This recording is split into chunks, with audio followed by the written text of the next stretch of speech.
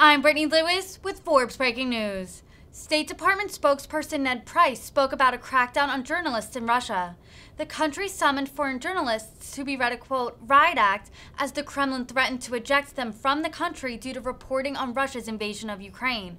Price denounced the attempts to intimidate journalists, but says efforts to stop the flow of information about the war have been unsuccessful. Take a listen to his full remarks. I'm just wondering if you can explain to us if there will be any cost for Russia if they do, in fact, kick out these Western journalists that they are now threatening, and if the State Department found out about these retaliatory steps that they are considering directly, or if we found out about them in the same way that the journalists did from the Kremlin. My understanding is that we found out the same way all of you did when your colleagues were summoned to the Ministry of Foreign Affairs and essentially read a riot act that was a litany of false equivalents. Look, Russia has already suffered devastating reputational costs. And of course, any effort to further suppress or constrict the ability of independent journalists to operate freely inside Russia will incur further reputational costs for Moscow, as if those costs needed to be underlined any further. But I think what we've seen is that regardless of the steps that Russia attempts to take, their efforts to fully suppress, to fully clamp down on truthful information those efforts are going to be futile. And we have already seen that. We have seen even senior Russian government officials express and air their grievances, their profound disagreements with the policy choices of the Kremlin, most notably the choice that the Kremlin has taken to wage a brutal war against Ukraine, to air those disagreements publicly. In the earliest days of this war of choice, this unjustified war, we saw thousands, tens of thousands of individuals across dozens of Russian cities peacefully take to the streets. Many of them were detained, many of them were arrested for doing nothing more than, again, exercising what should be the universal right to freedom of assembly.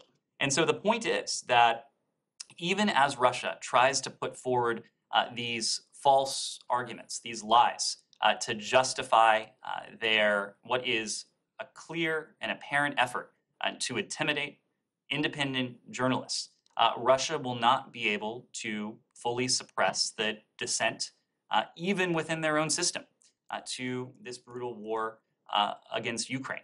There could be no means of doing that because we know that opposition to this conflict is so widespread, even inside of Russia, where, unfortunately, the Russian people are fed a steady diet of lies and propaganda and disinformation. But even the Kremlin's efforts to clamp down on the organs of information and even their efforts to intimidate reporters have failed. And information continues to make its way through what is undoubtedly a very constricted information environment. And just a quick question, do you know what prompted this? I mean, obviously, we've seen them increasingly clamp down on news outlets and good information, but was there a specific incident? Do you think it's the sanctions from May that you guys put onto three Russian-controlled news agencies? Do you have any idea? It's difficult to say, and I wouldn't want to venture a guess. I believe the Russian Federation has publicly attributed it to the designations that we enacted against Russian-backed or Russian government entities. These are entities that had been primary sources of foreign revenue for the Kremlin to the tune of hundreds of millions of dollars, a key driver in terms of foreign funding for the Kremlin, or at least a significant source of foreign investment. Of course, in justifying what is unjustifiable, because it is nothing more than an attempt to intimidate independent journalists. We have seen this false equivalence, putting on the same plane your colleagues whom you know to be independent-minded, impartial, doing what they can under a very difficult operating environment to uncover and to report the truth to what are propaganda arms of the Russian government. Sorry, Ned, Yeah, just how follow many- How many senior Russian government officials are you aware of who have voiced their opposition and disagreement to their policy? I believe I said that some senior Russian How government many? officials have. Yeah, how many? We have seen certainly One? former Russian government Oh, officials former. go on state TV even. We've seen a senior official in Geneva also. Well, I mean, senior official is like the number 3 or 4 guy. I'm not saying there aren't any, I'm just wondering, you seem to say that like there's some big groundswell of opposition. No, I within pointed senior to government examples. officials. But, okay, well, a former official going on television, this guy who's the analyst, who was widely pointed to, and then the one guy in Geneva. And Matt, I think what you have seen from thousands of people, tens of thousands of people take to the streets, Right, I get it's that not confined to 2 people, of course. Well, fine, but you said senior Russian government officials, so I just want to make sure I understand. Yes, Al. Follow up on Sure. what you just said on how they treat their own reporters. We have the latest example of Andrei Soldatov. He's known, for his coverage of Russian security service, very well-known journalist. He learned that he is on the wanted list, and also his bank accounts got frozen this morning.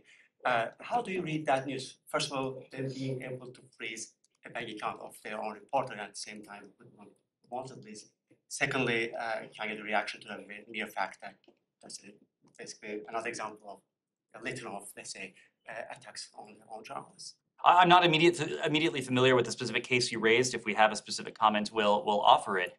But what you described certainly sounds in the vein of what appears to be a concerted campaign on the part of the Kremlin to intimidate independent journalists.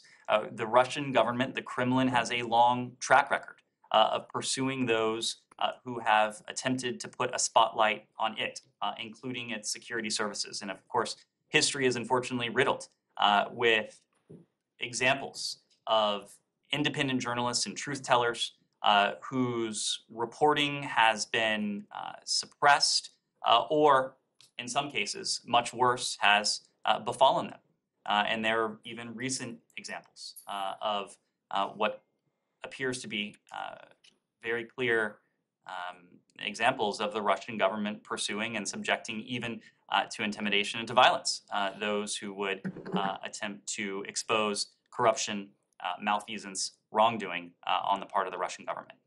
Anything? Yes. On Russia's